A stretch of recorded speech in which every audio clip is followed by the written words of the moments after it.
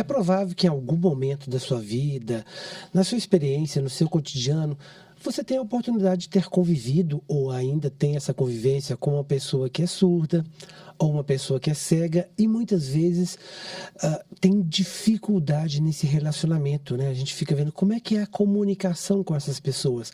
E para quem não tem esse convívio, realmente ela é uma comunicação muito difícil, né? Porque a pessoa não sabe o que fazer, como falar, como interagir, e isso é bastante complexo.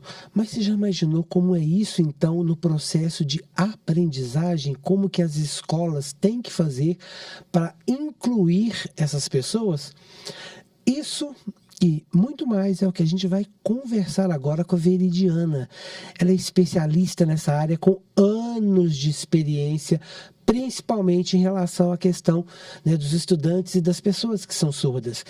Veridiana, começa contando um pouco para a gente como incluir esse tipo de estudante nas escolas, porque muitas são as demandas. As escolas estão preparadas? Bom, a inclusão, ela só acontece a partir da convivência, né? Se a gente não conviver, a gente nunca vai descobrir como incluir.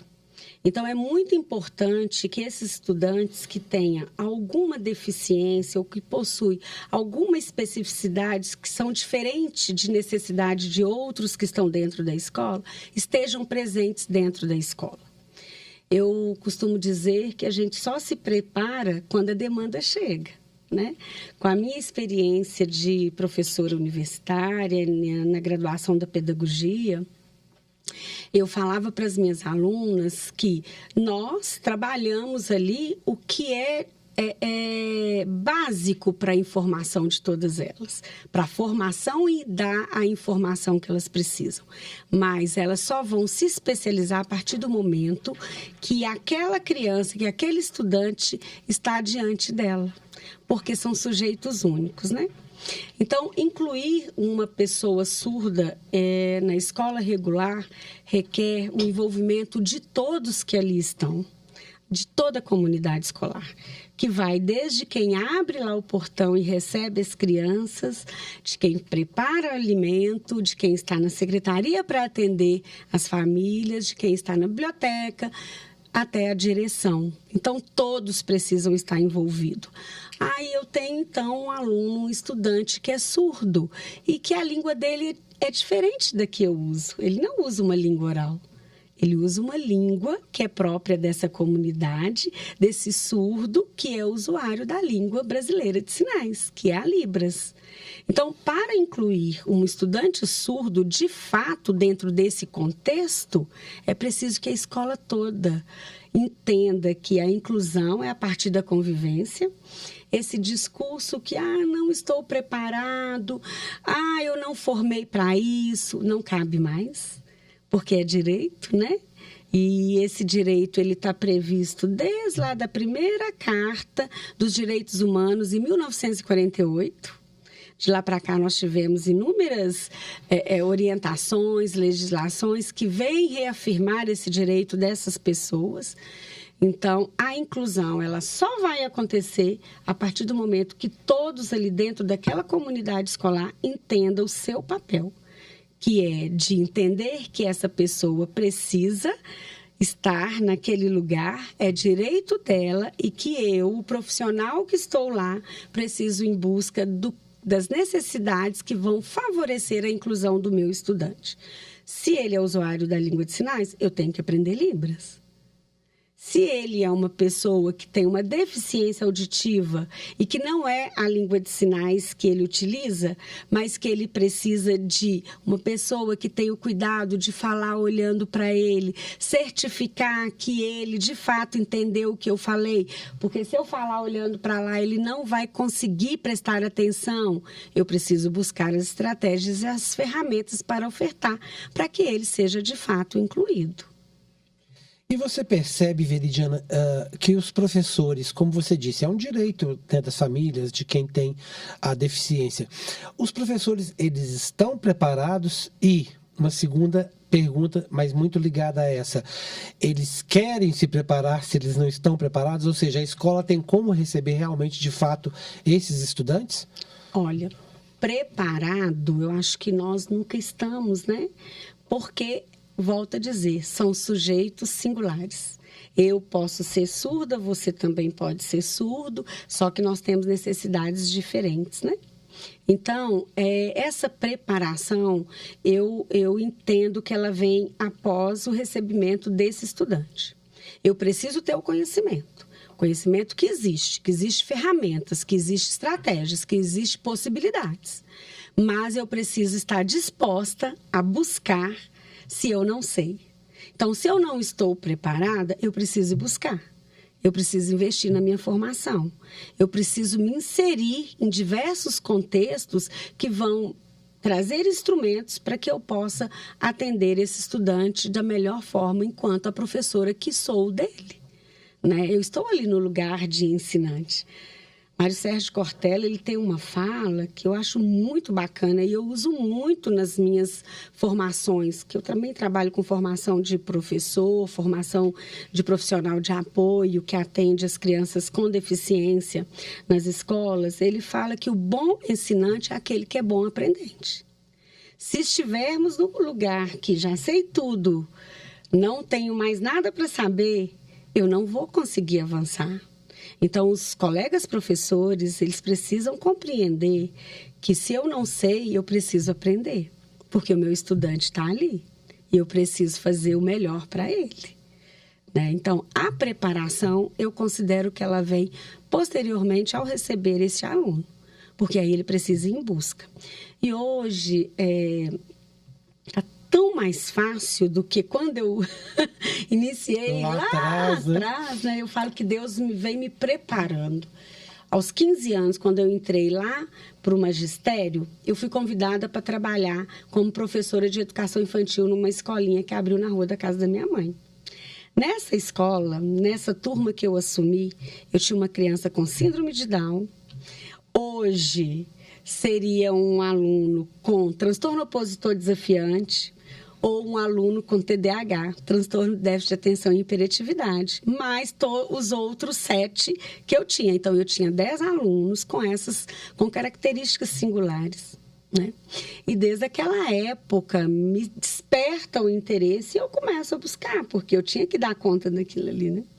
Então, quando eu assumo lá em 93 o meu cargo efetivo no município de Betim, eu vou recordando, cada ano que eu passava na minha turma de alfabetização, eu tinha alguma criança que precisava de um olhar mais específico e diferenciado.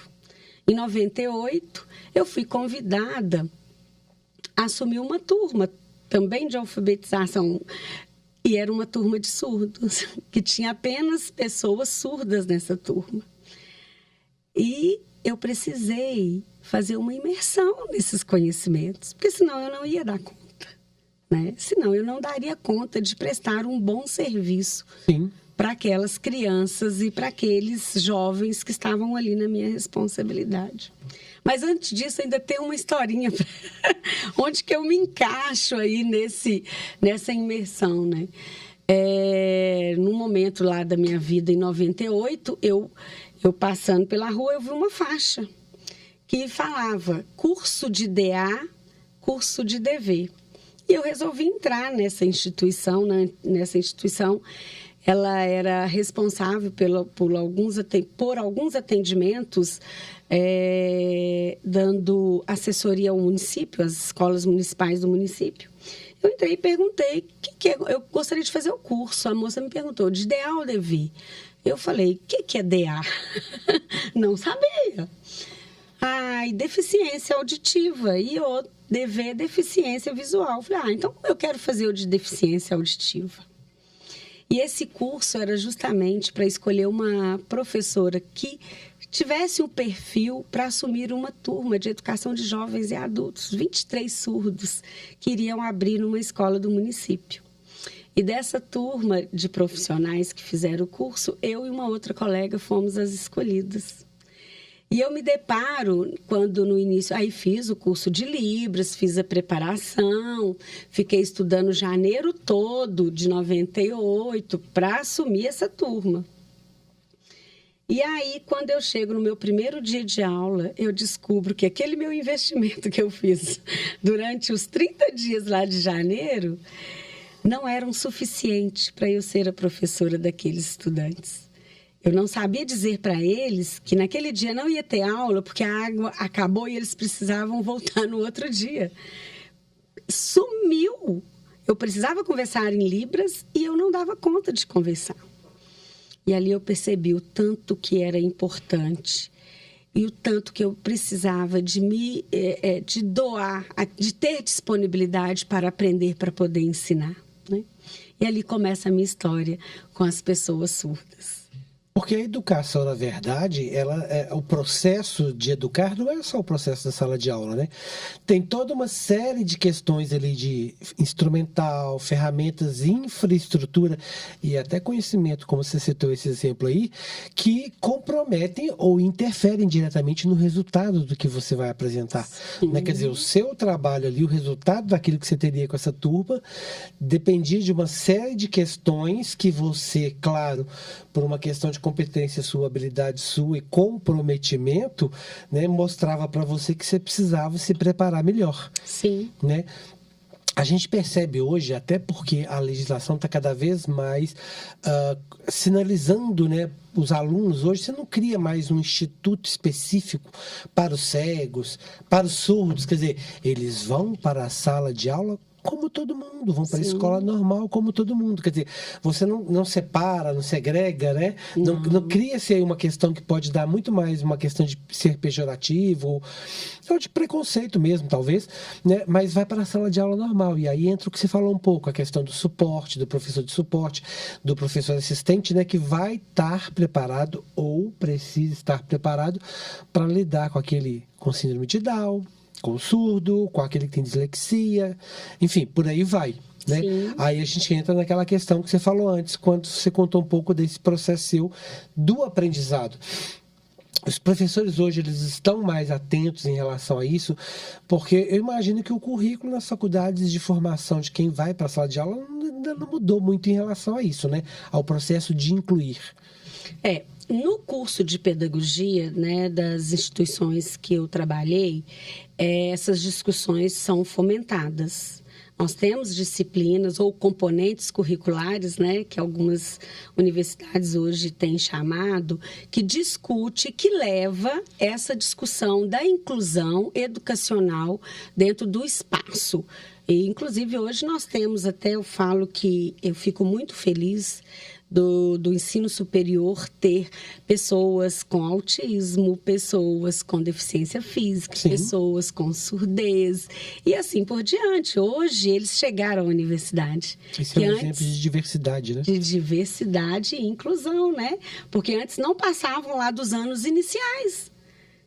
Não conseguia sair dos anos iniciais e ficavam dentro de casa ou em alguma instituição que era chamada de escola especial. Né? Que já não é mais a nossa proposta do movimento de inclusão. A escola especial ela foi importante num dado momento da história. Hoje, na nossa história, a gente entende o quanto é importante esse sujeito com alguma deficiência estar inserido dentro dos espaços escolares comum. É aprendizado para todos. É aprendizado para ele, mas é aprendizado para nós também. É evolução. Né? É evolução.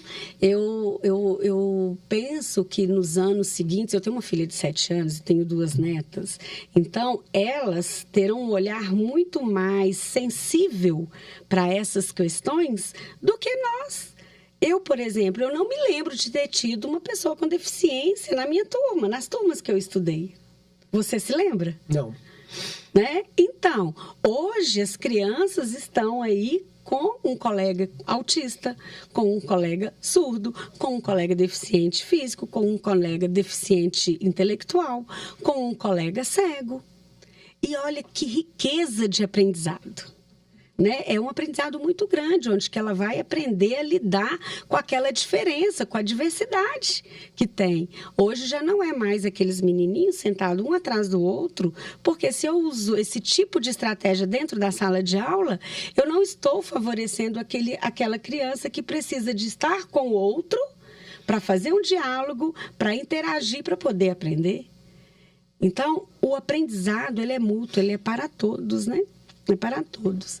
Dentro desse contexto, nós temos que entender que a minha formação, a minha busca, ela precisa ser individual. E eu entendo que eu não posso generalizar, sabe? Porque eu posso estar sendo injusta com muitos colegas que hoje buscam sim, que hoje procuram entender quem é essa criança que está lá na sala de aula. Tem aqueles que não querem, ou então usam o discurso, eu não estou preparado, e aí é mais fácil eu dizer que não estou preparado do que eu ir em busca dessa preparação e ficar esperando que aquele outro venha de fora fazer para mim, que aquele outro venha de fora dizer o que eu preciso fazer. É mais fácil, mas eu não quero ser injusta. Tenho muitos colegas que estão, sim, entendendo a importância dele buscar informação e formação para atuar com esse estudante que está dentro da sala de aula dele. Uhum. Você diria, Veridiana, que o processo de inclusão, ele está acontecendo de fato, assim, ele já é uma realidade, a gente percebe isso não só nas escolas particulares como nas públicas, quer seja estadual ou municipais, né? Quer dizer, isso está acontecendo, os pais podem se sentir, digamos, mais tranquilos, porque isso está funcionando? Vai depender muito da percepção da pessoa. Sim. Né? Eu vou te dizer que funciona. A minha experiência nesses 35 anos de educação, e grande parte dela na educação inclusiva, os estudantes que passam, né, pelos espaços que eu atuei e que eu atuo, e o ganho e o desenvolvimento que eles tiveram só vai me dizer aqui que vale a pena acreditar na inclusão. Que a inclusão acontece sim, ela é realidade. Só que nós precisamos de instrumentos, nós precisamos de estratégias, nós precisamos de ferramenta. E a inclusão, ela não é só uma pessoa responsável por ela, como eu disse no início. Né? Esse aluno está lá inserido na escola, ele não é daquele professor, ele não é daquele profissional de apoio, ele não é daquele professor de apoio, porque o Estado ele tem um professor de apoio. Alguns municípios têm profissionais de apoio que são chamados de mediadores, Betinha é chamado de atendente de apoio pedagógico. Cada município escolhe uma nomenclatura, mas que é para dizer daquele apoio que o professor precisa para que esse menino com alguma deficiência ou transtorno do espectro do autismo ou altas habilidades de superdotação esteja inserido dentro daquele contexto e possa se beneficiar de tudo que o outro também se beneficia. Porque nós, professores, nós temos que ofertar. Nós precisamos ofertar para todos. Agora, cada um ali, nós vamos ter que ter um olhar diferenciado para ele. Cada criança, cada estudante é um olhar diferenciado. E isso é muito importante, porque nós precisamos conhecer os canais de aprendizagem das pessoas. Se eu sou surda, não vai ser através do auditivo que eu vou aprender. Se eu sou cega, não vai ser através do visual. Né? Se eu tenho alguma questão motora, eu não posso investir para aquele menino nas questões sensoriais, nas questões motoras. Eu preciso buscar outros canais de aprendizagem e outras formas de ensinar. Né? Então, Veridiana, vou te dizer, eu acredito na inclusão e digo para as famílias acreditar que a inclusão acontece porque estamos todos nos mobilizando dentro da educação, né? Dentro da instituição escolar, para que os filhos sejam recebidos, não só matriculou, mas que ele tenha frequência e que ele tenha qualidade de ensino-aprendizado. Eu imagino que parte disso que você falou aí, você responda aqui no seu livro, né? Educação inclusiva é realidade ou utopia? Bom, você já disse pra gente que é realidade aí na sua resposta. O livro ele tem um foco pensando no educador. Esse livro é um livro para o educador, é um livro para a família, né? Para quem é o público-alvo desse livro.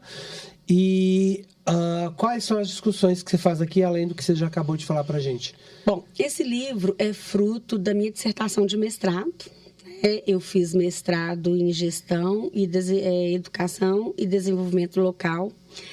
E esse trabalho é uma política pública que nós, lá no centro de referência que eu trabalho em Betim, nós construímos para atender as pessoas que...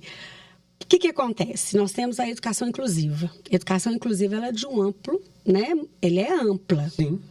Ali dentro da educação inclusiva a gente discute diversidade, a gente discute ali o público da educação especial. Então, o público da educação especial, ela tem legislação que vem desde a política de 2008, que define quem é o público que seria atendido como público da educação especial, que são as pessoas com deficiência física, deficiência intelectual, as pessoas com surdez, as pessoas cegas, o surdo cego, o TGD na época, que agora o DMS-5, que é o documento da saúde, que fala, né, das questões da saúde e que diz que não é TGD, transtorno global do desenvolvimento, mas que a gente tem aí o TEA, que é o transtorno do espectro do autismo, que faz parte desse público.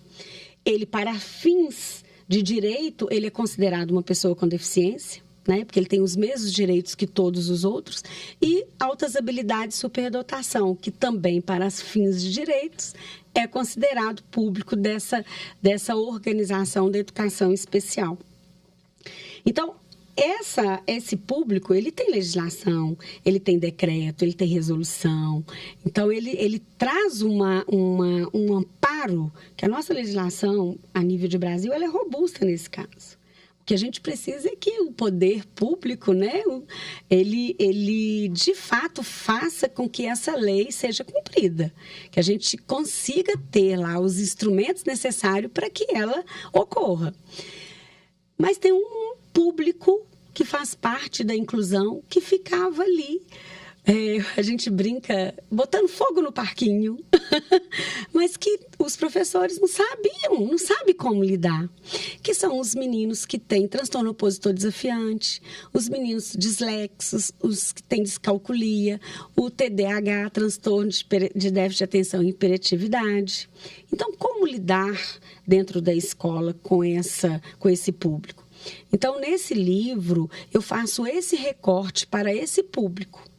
Então, aí eu trago uma proposta de uma política pública para o município, onde que dentro desse centro de referência que atendia apenas o público da educação especial, amplia seu atendimento, e atendimento não é só pegar o menino, levar para a sala e prestar o serviço, não. Atendimento de uma maneira mais ampla, de levar para a escola discussões sobre os temas, de fomentar possibilidades, estratégias e de ferramentas para atender esse público, de trazer para as famílias informações, quem é o seu filho com essa condição dentro de uma escola, dentro do âmbito educacional, quem são os profissionais que poderão atuar com seu filho para contribuir, né, que ele desenvolva, porque ele tem capacidade, a gente acredita sempre no potencial de todos eles.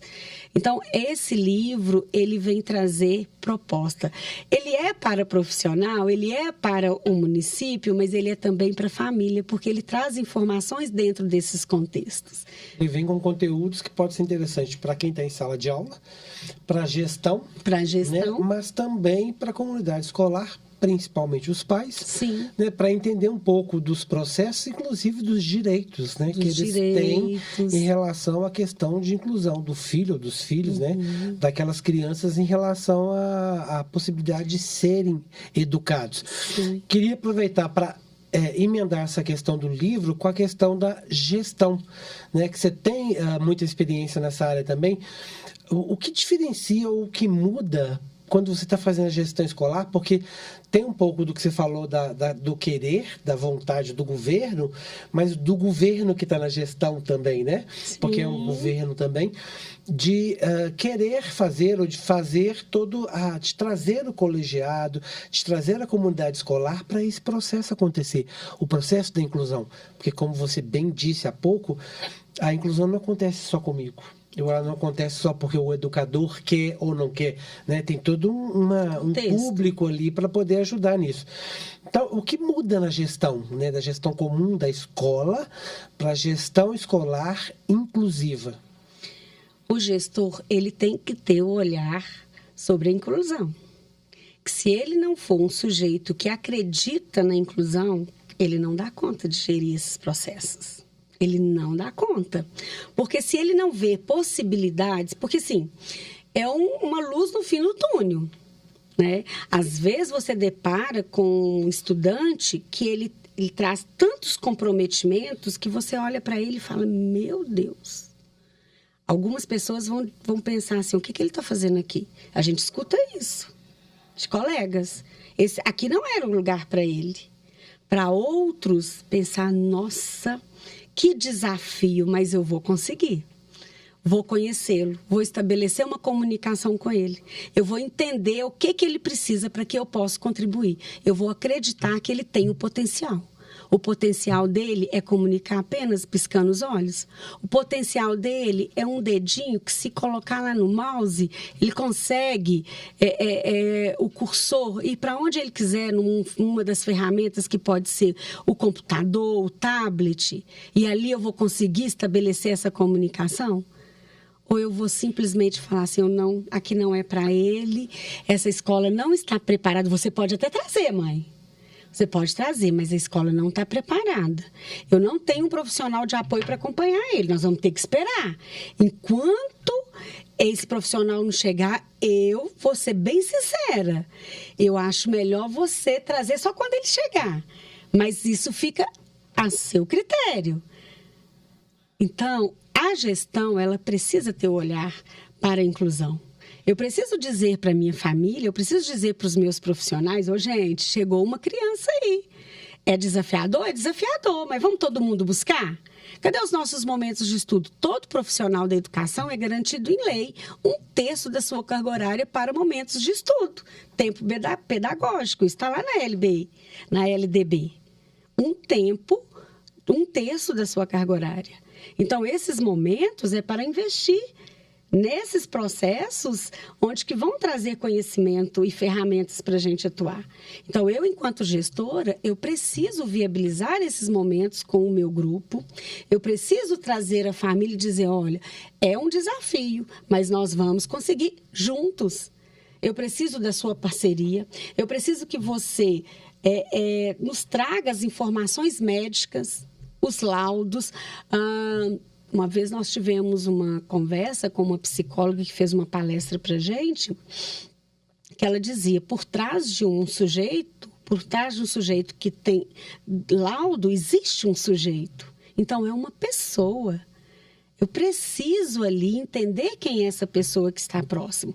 Então, eu, enquanto gestora, eu tenho que trazer todos esses atores para que possamos dialogar sobre o assunto, buscarmos estratégias, buscarmos ferramentas para que eu possa ali, dentro do contexto que eu estou atuando como gestora, trazer as possibilidades. Porque se eu fecho a porta, eu não consigo ver possibilidade em algo que na minha frente, não, realmente, não tem jeito. Tem jeito.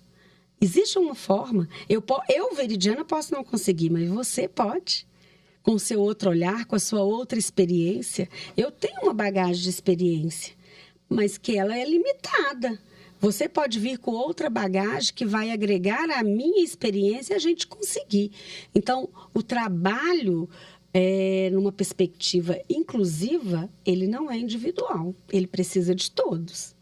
E o gestor precisa entender isso. Ele precisa entender que ele não faz a gestão daquele lugar, que é um lugar que atende as pessoas que têm o seu direito de estar ali sozinho. A rede particular, ela tem avançado, mas eu te falo que a rede pública avançou mais ainda, sabe? Isso é uma ótima notícia, porque às vezes a gente percebe ou se discute, pode ser até um mito ou não, né, de que às vezes a rede particular ela avança mais rápido do que a pública por algumas questões que é realmente pertinentes. Mas é só uma boa notícia. Eu considero isso, sabe? Pela minha experiência, não assim, falando que a rede particular não existe, que existe sim.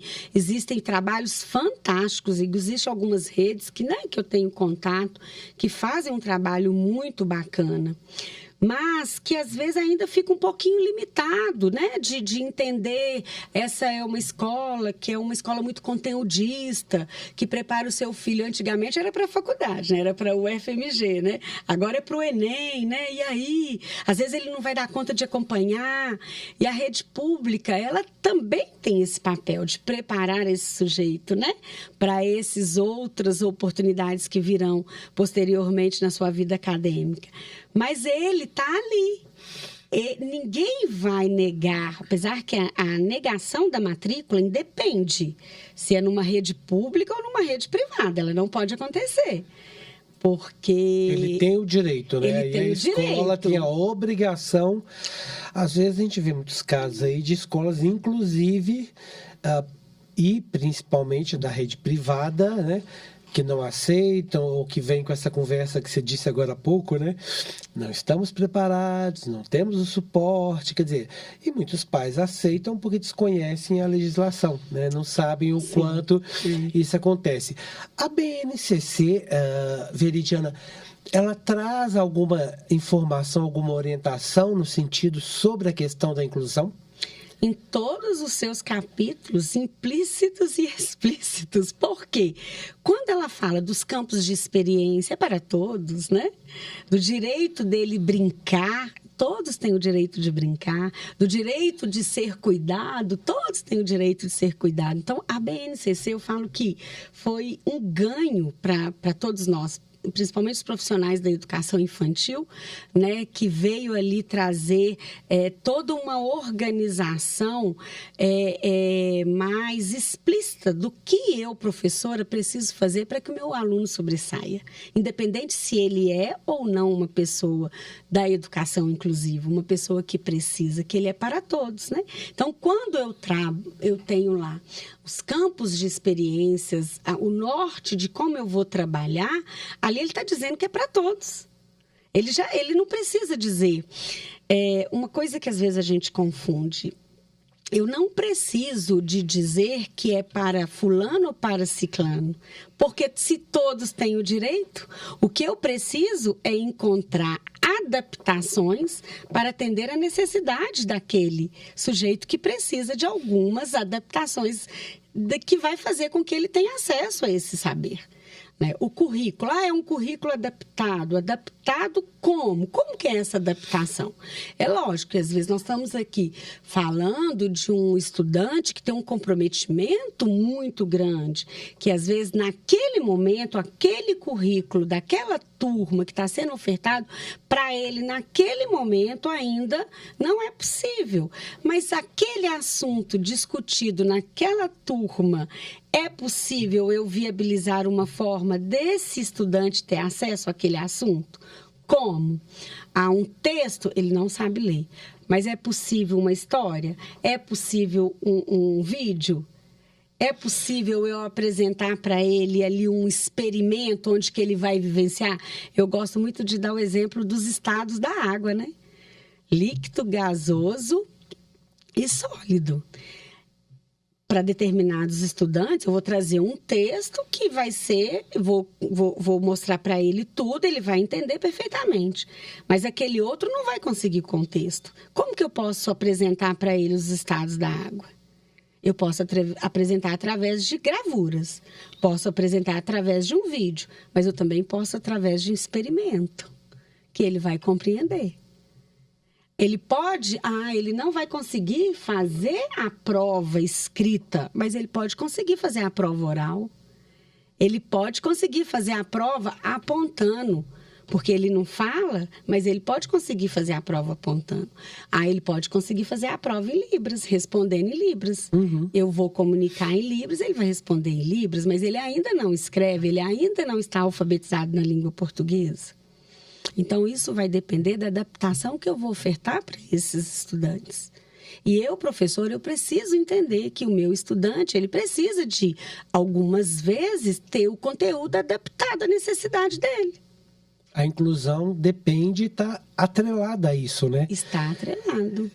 A gente teve recentemente aqui em Belo Horizonte, Veridiana, a promoção do primeiro simpósio mineiro de surdez, né? Promovido aí pelo Instituto Professora Ângela Matilde, que é o IPAM. E você participou desse evento. O que trouxe para a gente de novidades? O que esse primeiro encontro permitiu para vocês, profissionais? Você também palestrou lá. O que tem para a gente poder compartilhar um pouco com quem está nos ouvindo, com quem está nos assistindo? Sim. Foi muito interessante, né, que tivemos participações inúmeras de vários profissionais que atuam na área, né? Que trabalham com os surdos, desde a área da saúde, a área educacional, da assistência, tivemos alguns intérpretes. O meu tema foi falar de alfabetização, a neurociência e a alfabetização, porque eu sou professora alfabetizadora e a minha experiência como professora alfabetizadora das turmas de surdos, que era um projeto que naquele momento lá em Betim, né, foi que a gente ofereceu turmas de surdos inseridas em escola regular, até por causa da questão da comunicação, né? Nem todos sabiam língua de sinais, então como inserir eles nas turmas comuns, sem o aprendizado da língua de sinais, a gente precisava atuar com esses estudantes para que eles pudessem aprender. Então, nesse primeiro simpósio, nós tivemos várias informações de diversas áreas que vêm a contribuir nesse processo nosso de incluir esse sujeito surdo, não só na área educacional, mas na sociedade em si. Né? No tema que eu desenvolvi, eu falo da importância do professor saber a língua de sinais, porque para atender o estudante surdo, nós temos o professor e, geralmente, o intérprete, que vai ser o mediador do que o professor vai estar ensinando. Mas, no momento, esse intérprete ele é importante no momento que eu estou lá explanando para todos os outros. Mas no momento que o meu aluno surdo precisa da minha atenção, sou eu e ele.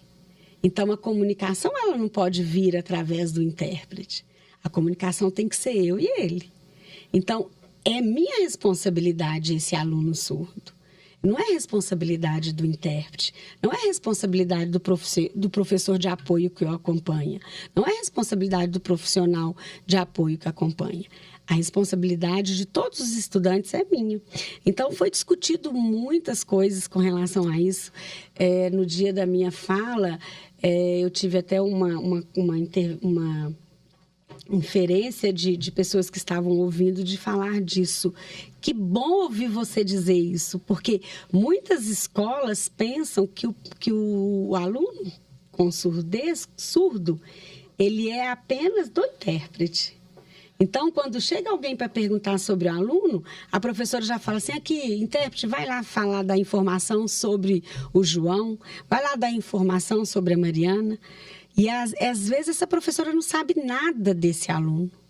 Porque a comunidade surda, ela é uma comunidade que ela é atuante. Hoje eu tenho o prazer de ter uma ex-aluna minha com 7 anos de idade, dessa turma de surdo, trabalhando comigo como profissional. Ela é psicóloga surda e é instrutora de língua de sinais e atua comigo lá nesse centro. Hoje ela contribui aí nessa comunicação, contribui no atendimento clínico das crianças surdas, na área da psicologia. Então, isso, quando você me perguntou lá, o que te faz acreditar que a inclusão é realidade, não é utopia? Quando eu vejo ex-alunos meus que naquela época tinham alguma deficiência, alguma questão, né, que precisava de um olhar diferenciado, hoje sendo um profissional atuante na sociedade. Dessa turminha que eu te falei lá Na primeira turma minha, os 2 meninos, né, que tinham lá uma hipótese diagnóstica de transtorno opositor desafiante, o outro uma hipótese diagnóstica de TDAH, que naquela época não tinha o diagnóstico, um é psicólogo, músico, o outro trabalha numa multinacional como um profissional da área de TI, tecnologias de informação, né? Então, imagina se eu olho para essas pessoas e falo assim, não vai dar nada. Ele não tem que estar nessa escola, não. Ele tem que ir para uma outra, porque lá ele vai ser atendido no que ele precisa. Não, ele vai ser atendido no que ele precisa aqui dentro.